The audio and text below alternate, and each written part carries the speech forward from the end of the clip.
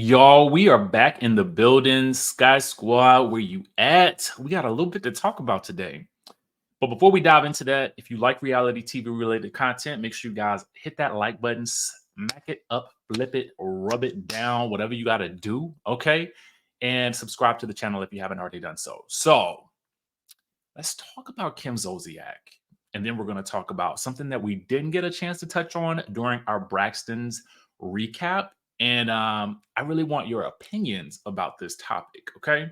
So, first things first, let's get into what our friends over at Reality Chat posted about Phaedra Parks wanting to bring Kim Zolciak back to the Real Housewives of Atlanta. Okay. Now, we haven't even seen this new season, and I already feel like they have been setting the stage for Kim's return. She's been talking about it in the press since she's been doing interviews for the Surreal Life. And it's a no brainer that she would be asked about, coming back to the Real Housewives of Atlanta. I mean, it makes sense. She's on TV again. It seems like every other year there's talk about whether or not Kim Zolciak could return. And so Phaedra, who has also returned, is also speaking up for Kim. She says, if Kim Zolciak comes back, I think that would be very interesting. Kim is TV gold. She's always been TV gold. Now, I don't know when and where Kim and all these girls became so very close. I mean, I know that Kim really kind of got it bad during the reunion of the last season that she was on. And that was mostly from Nene and Kenya, who are both not on the show at this point. But it's just interesting to see this relationship that has apparently blossomed between Phaedra and Kim. So Phaedra says right now she's got a lot going on. Who would have thought Kim, who went from two daughters, now has got a whole little basketball team full of children? I mean, she neglected to say in going through a very public and bitter and nasty divorce. I mean, to add that, I mean, you can't leave that out because it has been mostly what Kim has been known for over the past couple of years, or at least this past year. Anyway, it says, I think everyone would love to see Kim come back. And I love how they put the Married to Medicine star says. That is so funny to me because as we have heard, I don't even think she makes it to the end of the season. Well, we do know that she at least, I think, filmed all of her confessionals for the season. And it was a professional enough departure that they welcomed her with open arms down to the Real Housewives of Atlanta. So then, now she says, I think everyone would love to see Kim come back. And I'm like, everyone, like, who? Who are these people that want Kim back? And that's what I really want you guys to tell me in the chat. Let me know, are you here for a Kim Zolciak return to the Real Housewives of Atlanta? And I'm just thinking to myself, based on what I'm looking at on social media and seeing of the ladies from the Real Housewives of Atlanta's current cast, I just have to question whether or not she would really fit. Now, Phaedra says she's fun. I think it would add an element that the girls wouldn't be expecting. But when I think about the girls, I mean, and when I think about the new girls, I'm kind of curious as to where Kim would fit in with this current mix. I'm going to take things over to our friends at the Bravo Shade Room and just pop on the screen this little clip from a Balmain shopping trip that Kelly, who is new to the show, and Shamia, this little shopping trip that they went on. Now, the Bravo Shade Room wrote Shamia and her bestie Kelly shopping at Balmain. And I think we had previously seen them out posted together before. I don't know if this is from that exact same event, but what I will say is that it just kind of looking at the two of these girls together, I just am wondering, does Kim fit with this current mix, this current crop of new ladies from the Real Housewives of Atlanta? And I just don't know, right? Even though Kim was technically, an OG on this show, does she fit with this group? But I mean, the same could be said for Phaedra or Cynthia, really. So I guess it's just going to depend on how the group meshes when we see them on the show. So let me know your thoughts in the chatterization down below. Okay.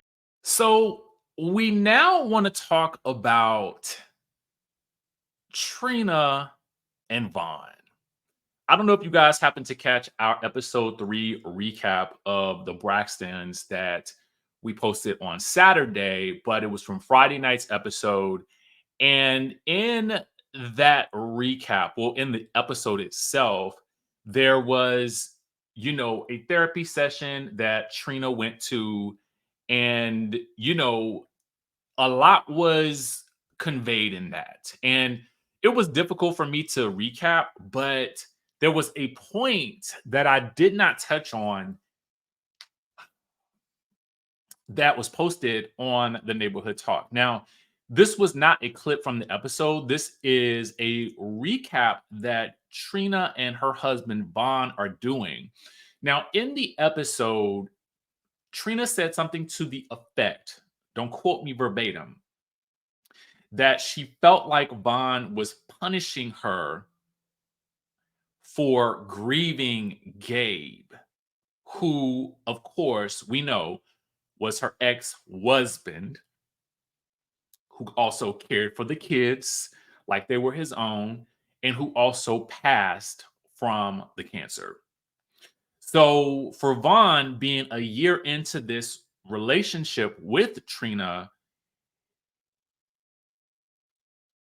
he felt a certain type of way because he, in this clip right here, expresses to Trina that he had never seen someone who had given her so many problems and caused so much chaos. He had never seen someone grieve the loss of a person in that way that had given her so much stress and drama. So he goes on to state that he wasn't necessarily jealous of their relationship because when they found out that Gabe did have cancer, Vaughn was very, in terms of like responsive, like recommending doctors and treatments and this, that, and the third. But it was when she began the grieving process for Gabe, and then he witnessed how the grieving process didn't look that much different for Tracy. It made him angry because he has not been accustomed to being with someone who has become better as friends with their ex than they were as husband and wife.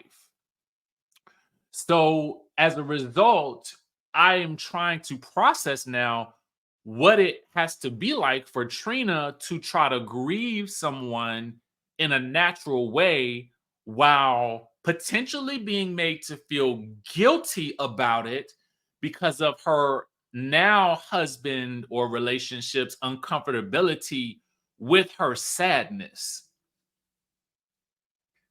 Now, when I looked at this conversation, I could definitely see an honest conversation. I appreciated his candor because he felt like that then and he feels like that now.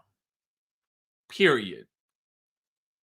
Now we can't tell this brother how to feel, but when you watch the video, to me, I just didn't like the way he was talking to her.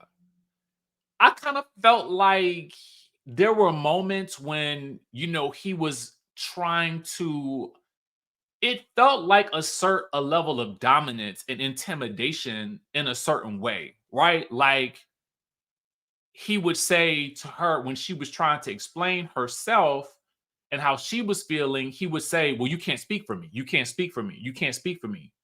Then when she was quiet as he was speaking and she let him finish, he was like, Why you not saying nothing? You leaving dead space. You supposed to be a talk show host. Why you leaving dead space in this recap?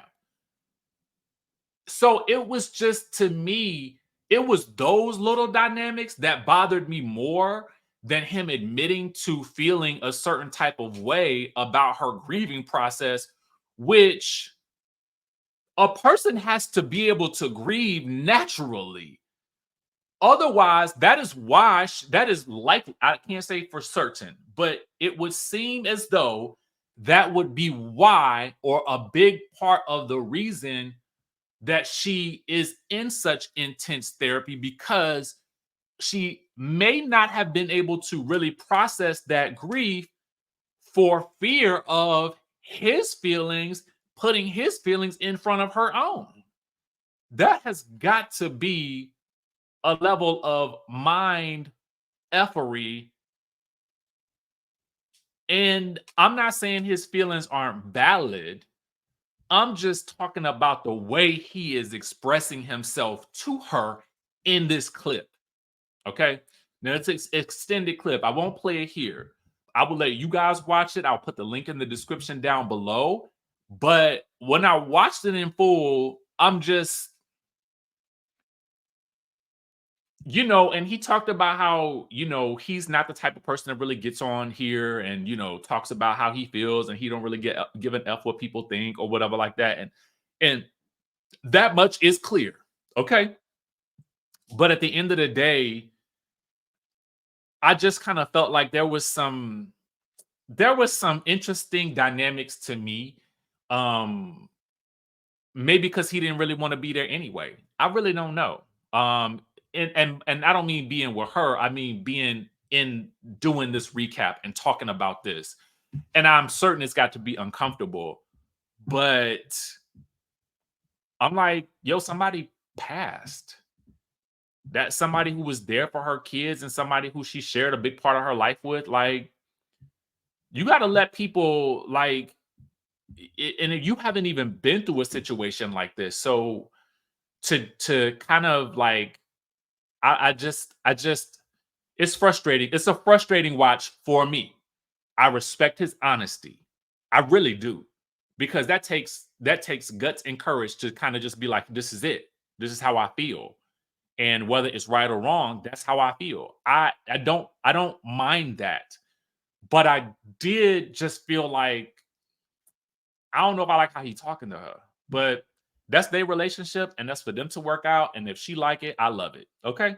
That's where I'm at with it. But I want to know what you guys think. Let me know once you watch it in the chatterization down below. And of course, if there's any more things that pop off, we will have another Ponderosa. But for right now, look forward to our Basketball Wives recap tomorrow. With that being said, I will catch you guys in the next video.